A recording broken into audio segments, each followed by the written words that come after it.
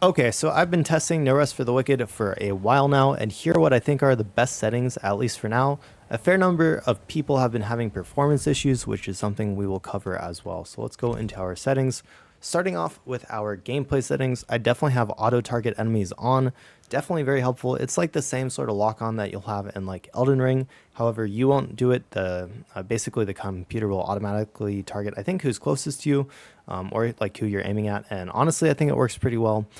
Keep in mind that with this auto target, you can still miss like fireballs and stuff like that. So you have to make sure that the enemy isn't like moving side to side.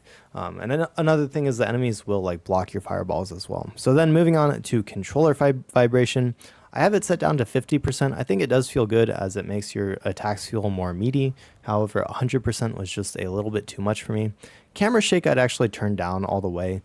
For most people, personally, I haven't minded it too much in this game, so I've kept it at 100, but I'll probably end up putting it down more around 50%. For right now, though, just for like the cinematic experience, I'm going to keep it as at 100. Then moving down to our user interface for language, I have that on English. For show hints, I have that on just while we're still learning the game. Same with tutorials. Cinematic subtitles I actually turn off pretty often, but the reason I have it on in this game is we don't know like all the characters' names yet. So I like having the subtitles on just so we know names because it gives the name and then like what they said. Then show enemy health bars, definitely want that on so you know how much health the enemy has. Show enemy poise bars is actually off by default, but I think it's helpful to have on just so you know how much poise damage you've dealt to them and whether you'll stagger them soon. I do think that parrying is very helpful for staggering enemies, and that's something that you should definitely like practice doing if you haven't. So then show damage numbers I have off. You can turn that on if you want just like a little bit more information, but I think it doesn't really add much to the game as you can already see the enemy health bars. Then we got show stat numbers, and then our controls are right here. As you can see, it's just your standard controller. I don't think the game even really supports the keyboard very well right now. I definitely suggest using a controller. So far, the controls feel okay to me. They're not like amazing, but they're not bad.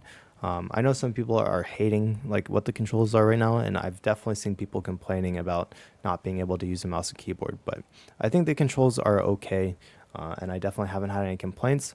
The dodging being on the run key is a little bit weird, but again, it's not too bad. And I think like the sneak being on the left toggle is fine as well. So anyways, moving on from gameplay, let's go.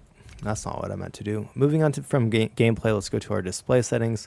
Resolution, pretty standard, 1080. You can change this to full screen exclusive if you want like slightly better, FPS, but I have it on window because I alt tab a fair amount. VSync is off by default. I've left it off. I think that's a fine place to be. So your frame rate cap is where you're going to gain the most performance. You won't actually gain like FPS by turning this down, but you will save your GPU. I found that running at about 200 frames per second, my GPU was on fire at like 95 or 96% usage, and I don't want to burn my GPU to death like a lot of people did when playing New World. So I changed my frame rate cap down to 80. I definitely can't tell the difference, and with the frame rate cap at 80, my GPU is being used at like 60%. So obviously this is going to depend on what your GPU usage is, but I would say that you should turn your frame rate cap down. And honestly, like if you look like the game, you can barely tell that the frame rate is at 80 and not like 140, and I think it looks great. And this is like on the highest quality settings too. So anyways, I think that I would highly suggest changing your frame rate cap down to something reasonable at least. So then brightness, contrast, and saturation, and then also UI brightness. Honestly, I think they have them balanced pretty well. I didn't change any of them, and I don't think any of them need to be changed. Something to note, I do like how if you adjust them, it gets rid of the menu and it lets you just see like what happens as you adjust them, which I really, really appreciate. I wish that more games did that. Sort of looks like you're getting a vignette effect actually when you increase the contrast. But anyways, I appreciate that a lot with the sliders, so definitely props to them for that. Moving on to our graphic settings. Let me just make sure that didn't mess up the recording. Okay, so we were actually on performance, but if we go to best quality, again, the game is still running at a solid 80 frames per second, and we're doing just fine.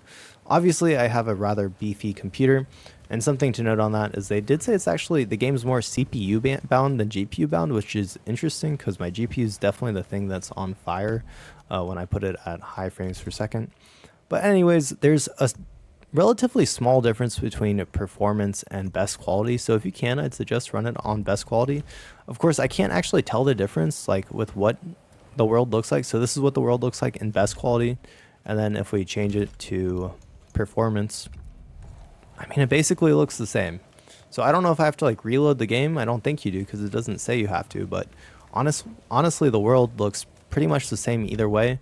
So, you know, if you're having FPS issues, definitely change it all the way down to performance. I find it saves me like 10% GPU performance. I didn't see it affect my CPU performance at all, so I don't know what's up with that. I'm leaving it on best quality for now just because I haven't had issues with it, but you can save yourself some FPS if you're having issues by changing that to performance, and it honestly doesn't seem to affect the graphic quality barely at all. Definitely would not change the render scale or the sharpness. I think the sharpness is just fine. Motion blur is on by default. I don't know why games do this. I think motion blur is awful, so I turned it off. And then the frame rate independent motion blur was also on, which I also turned off. And then by default, the dynamic resolution scaling is on. Personally, I haven't been using it. If you really need it, you could turn it on. I really hate dynamic resolution scaling. It just makes the game look awful. You know, at least in my opinion, like if it's dynamically scaling it down, I hate that. So personally, I would rather have a lower frame like FPS than have that turned on. But anyways, those are the graphic settings. And then finally moving on to audio. I haven't changed anything here. I think the music in this game is gorgeous, so definitely would not turn that down. I know sometimes people will turn down music volume in some games so they can listen to their own. And then finally, we have our output type on our headphones.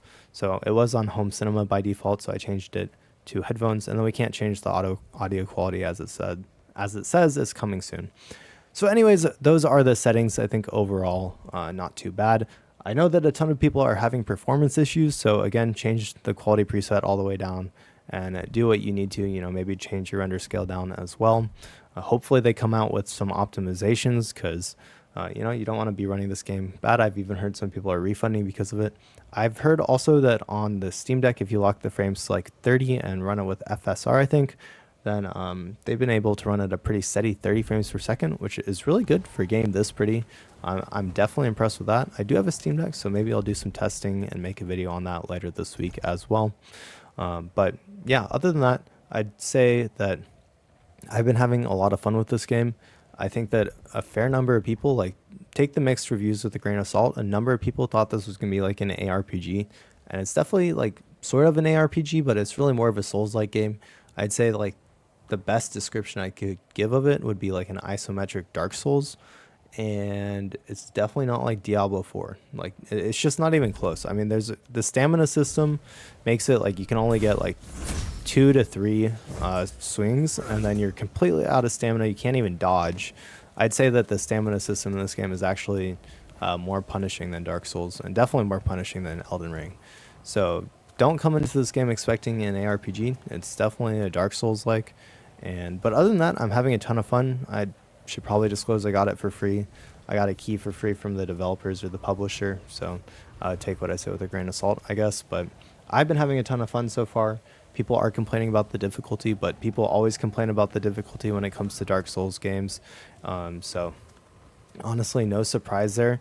I'd say something you should know is make sure that, you know, if you like run out of durability on your items or you're running out of health, play safe. Try to not get hit by the enemies. And if you have to, you can actually go like into your, like you can exit to the main menu and you can start yourself a new realm. So let's let this load real quick. So, you know, if you're having issue, you're like screwed. You can actually just create a new realm and name it whatever you want. And then you can take your already leveled up character and start over and get all your heals again. I mean, I wouldn't suggest it. That's definitely not like the way it's supposed to be played. But if you're having a lot of issues, that is something you can do. So anyways, I hope y'all enjoyed this best settings guide. I'll be putting out guides for the rest of the week over NoRestForTheWicked and maybe some gameplay videos as well.